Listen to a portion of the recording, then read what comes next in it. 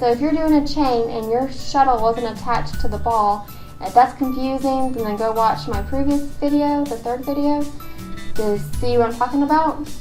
And we're going to continue. This video is basically a continuation of that video. It's going to teach you how to do a chain. So here I've tied my ring like this. When I go to do a chain, I'm going to do what they call flipping your work or reversing your work, because tatting always happens in a clockwise manner.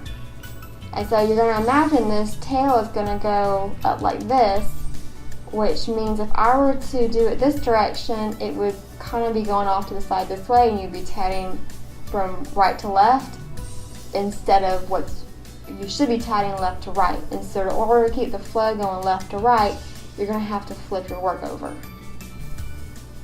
So you flip it like that, and then at this point I'm going to tack down this little end of the thread the same way I did in that ring video. When you do chain stitches, you wrap this around, at least I do, I wrap it around my pinky. Okay, so you're not holding the thread the same way as with rings. You just kind of hold it around your pinky.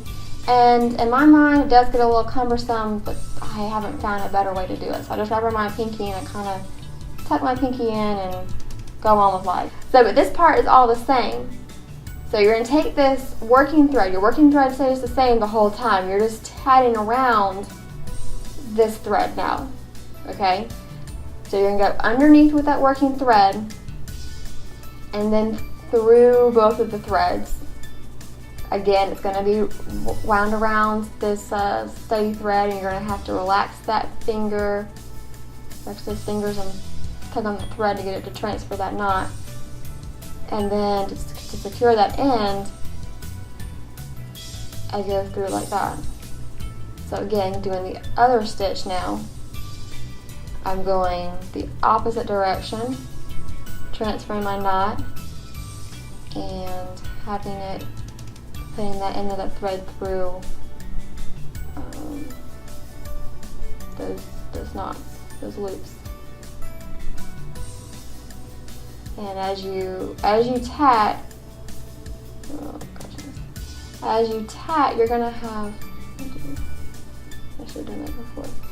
So as you tat, this thread on your hand is gonna get tighter since it's going into the tatting, so you're gonna have to loosen it and rewind and readjust, basically,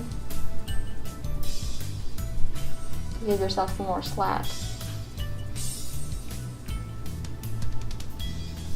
Tatting the chains are not my favorite part because it kind of gets awkward in your hands, but I just sort of, like I said, I just sort of muscle through it and go on with life.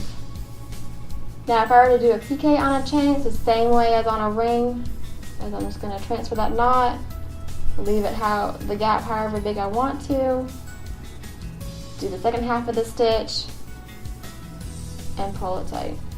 And that becomes your PK. And you'll just keep tatting however your pattern says.